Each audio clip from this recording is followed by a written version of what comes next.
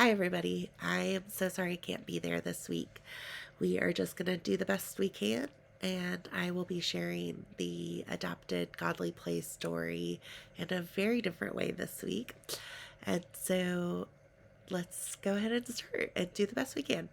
So this week, we are actually continuing from our Advent series, where the first week of Advent we learned about the prophets and how they pointed the way to Jesus, and we lit a candle representing hope. The second week of Advent, we learned about the family of Jesus and their journey all the way to Bethlehem, and we lit a candle representing peace. Our third candle, our different colored candle, was representing joy, and that week we learned about the shepherds who were out tending their sheep and saw angels declaring joyfully of Jesus' arrival. Our fourth week was the week we talked about the Magi, or the wise men, and this week is the candle of love. And finally, we lit our Christ candle, or Christmas candle, to represent Jesus' arrival. Today, we're going to go backwards a little bit because actually, in our church calendar, this is the time of the year we celebrate the Magi, or the wise men's arrival. They were from a place very far away, so they did not arrive at Jesus' birth, but later. And so we will be discussing the wise men, or the kings, or the magi. They have lots of different names. And so these men were less kings and more like scientists of that time. They studied the sky and the planets, and they would tell people when was the best time to plant and when was the best time to harvest, all based on where these stars and planets were in the sky.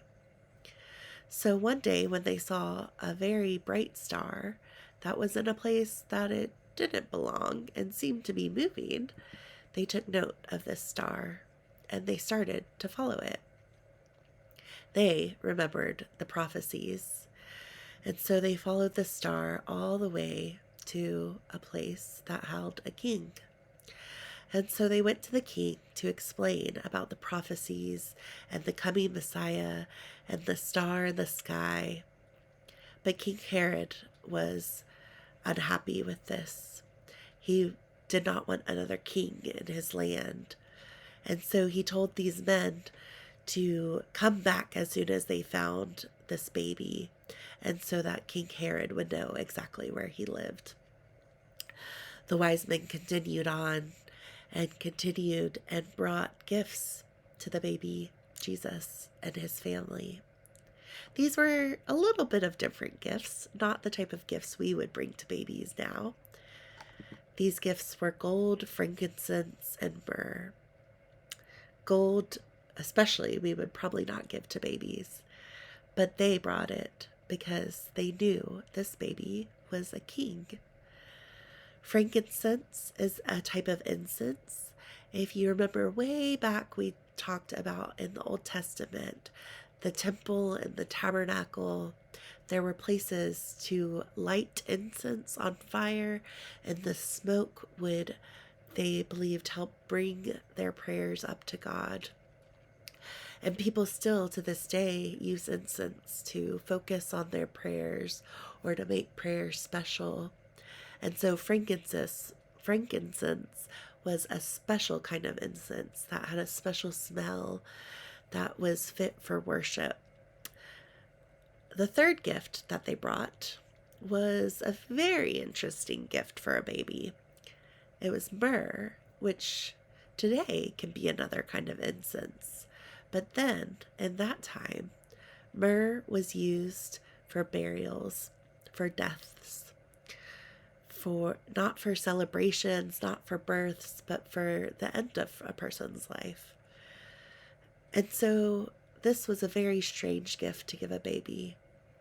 But perhaps the wise men knew that this was a very special baby, that would have a very special death later that would change everything.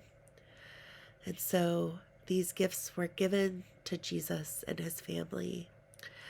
And the wise men, as they were leaving, they decided not to go back the way they came and let King Herod know where the baby was, but to keep the King Jesus's location safe.